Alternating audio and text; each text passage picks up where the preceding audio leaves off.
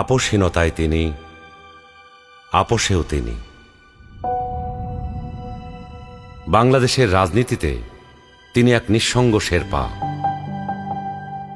এরশাদের স্বৈরশাসনের বিরুদ্ধে সদ্য রাজনীতিতে এসে তিনি গণতন্ত্রের প্রশ্নে অবিস্মরণীয় ভূমিকা রেখে ভূষিত হলেন আপোষহীন নেতৃত্বে। 2007-এর 1/11-এর দুঃশাসনের কালেও আপোষহীন রইলেন। নিজের এবং সন্তানদের নিরাপদ জীবনের প্রতিশ্রুতির বিনিময়ে গণতন্ত্রহীনতাকে মেনে নিলেন না। ফ্যাসিস্ট হাসিনার আমলে বিদেশ থেকে ফিরে এসে মিথ্যা মামলা মোকাবেলা করে জেলে চলে গেলেন। তবুও আধিপত্যবাদী রাজনীতির সাথে আপোষ করলেন না, হয়ে উঠলেন ফ্যাসিস্ট শাসন বিরোধী লড়াইয়ের অনন্ত প্রেরণা। তবে কি তিনি কখনোই আপোষ করেননি? অবশ্যই করেছেন। দেশের বৃহত্তর স্বার্থে অনেক গুরুত্বপূর্ণ মুহূর্তে উনি এমন সব বিষয়ে আপোষ করেছেন যেটা না করলে কেবল গণতন্ত্র নয়, বাংলাদেশের স্বাধীনতা সার্বভৌমত্বই বিপন্ন হয়ে পড়ত।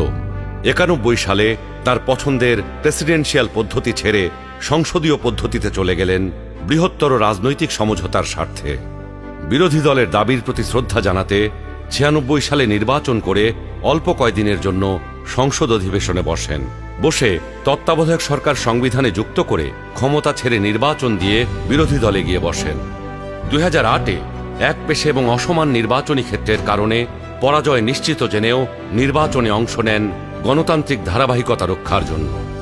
সকল মানুষের মতোই তিনিও নিশ্চয়ই সীমাবদ্ধতার ঊর্ধ্বে ছিলেন না, কিন্তু শিষ্টাচার, সৌজন্যবোধ, দৃঢ়তা, দূরদর্শিতা এবং প্রজ্ঞার সমন্বয়ে তিনি হয়ে উঠেছেন বাংলাদেশের রাজনৈতিক ইতিহাসের এক অনন্য চরিত্র। তিনি বেগম খালেদা জিয়া।